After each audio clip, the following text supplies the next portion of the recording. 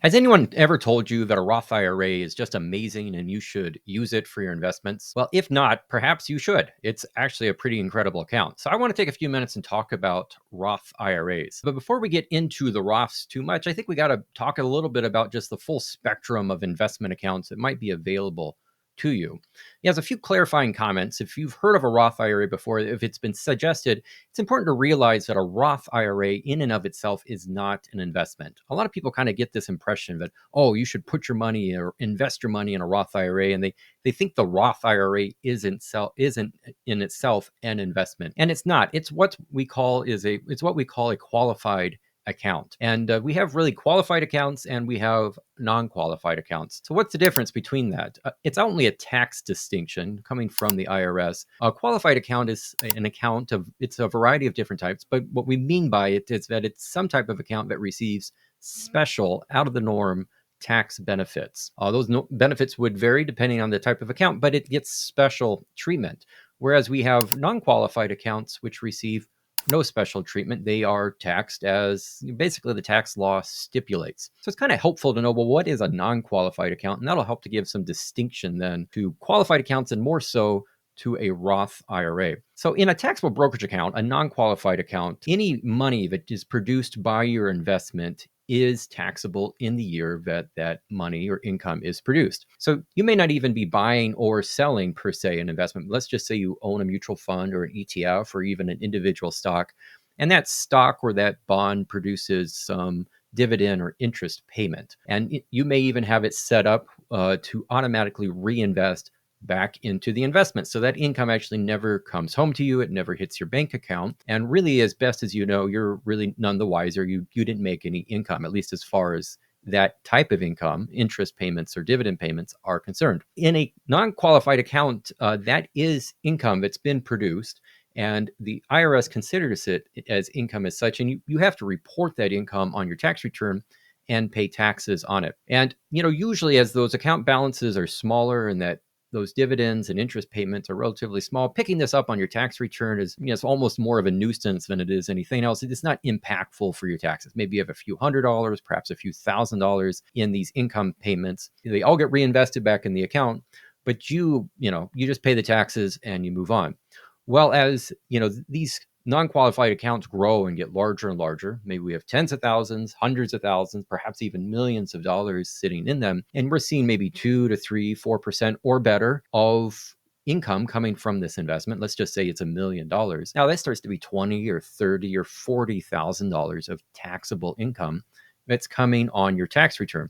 And usually once an investment, an account really has gotten to be of that size, you start to notice that there is a tax impact there. You can't just simply cover that with extra cash flow or maybe pull a little bit from your savings. It's like, I don't know how to pay my taxes here. So what happens is you end up pulling some money from your investment to cover the tax impact. Not a big deal when the account is small, but when it gets large, it does start to become a big deal. And then that pulling of money from the investment, where it just can't reinvest itself and doesn't compound, means we start to have what's called tax drag on your portfolio. Now, the extent how impactful that tax drag is really starts to depend on your tax specific situation and how high your tax brackets are. But we could probably start to suggest at least half a percentage point starts to get eaten up in tax drag over time. This is where a Roth IRA or just these qualified accounts, the money that you're putting into like a 401k, a 403b, or a 457 are impactful or important because you don't have to pay taxes necessarily as that income is produced. Now, in a pre-tax account, you are choosing not to pay taxes on the money is produced, but you have what's called tax deferral. And so that money does still need to be taxed at some point in time. You've gotten a tax deduction on it today. You've really got deferral. You just didn't pay any taxes on your contribution into those accounts, but you will eventually pay taxes on it. And so it's coming. But with a Roth account, you're using what's called after-tax money that's already been taxed, and now it's put into the account. And the way these are set up is that you don't have to pay taxes on the money in that account from those investments for the rest of your life. And there's even a period of time, this is subject to change of tax law, but there's even a period of time in which the people who receive that account as an inheritance, as beneficiaries, can also not have to pay taxes on that for a period of time.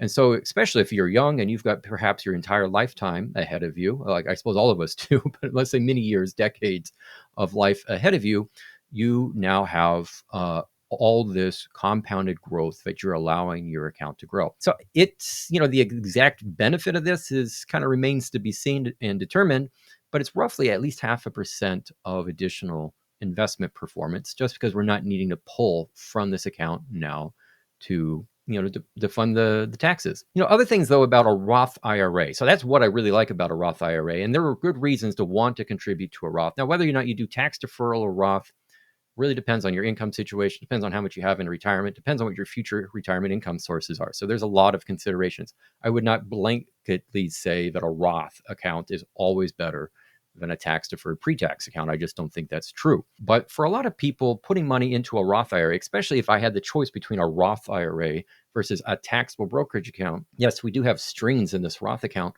whereas we don't have any strings on the qualified account, but we do get tax benefit in this Roth, and that does have its value. But what are some of the strings attached to the Roth?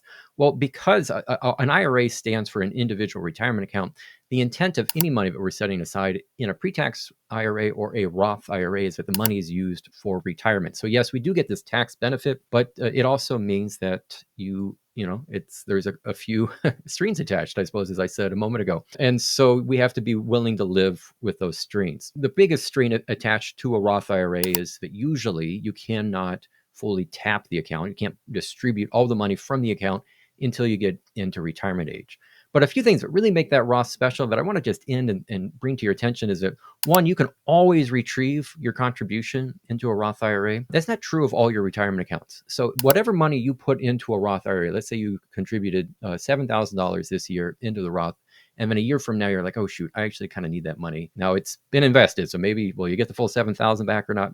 Maybe, maybe not. Depends on what you invested it in. But let's just say you need that money a year from now. And you decide to pull it out from the account. You can pull up to $7,000 back and retrieve your basis. No tax impact, no limitation, and no concern. So you can always retrieve back what you contribute. That's distinct amongst qualified accounts, which makes the Roth preferable. Roth IRA, very specifically, not a Roth 401k or a Roth 403b or a Roth 457. All those are different types of accounts. A Roth IRA, very specifically, is one in which you can retrieve your basis at any point in time. You can also pull from the IRA and use it for different expenses other than retirement. And one that stands out in my mind that I'm a big fan of is distributing money for education needs for yourself or for your children. And so you can, when your kids get of age and you've started incurring some college costs and you need to help fund their education, you can pull money out of your Roth IRAs without any tax impact. One is you can retrieve that basis at any point in time, but the other thing about Roth is that any growth that you have on that money, if pulled before retirement, is potentially still subject to taxes. However, if you pull that growth out from the Roth IRA for education purposes for your children, then that isn't subject to taxes. So I like Roth IRAs. I think you should be considering them as part of your investment plan and how you're saving for the future for your needs. What I really like about Roth IRAs and why I would encourage them, even better than a Roth 401k or a Roth 403b or a Roth 457, is that a Roth IRA specifically, again, you can retrieve your basis, but you can also potentially use the money for education. You get kind of two benefits out of this: retirement savings, but potentially education savings. I like that Roth IRA over a 529 account in particular. Hope you found this video to be wonderful. Please subscribe to our YouTube channel, sign up to our newsletter, and follow us on social media. Really glad to have you here with us today. Until next time, see ya.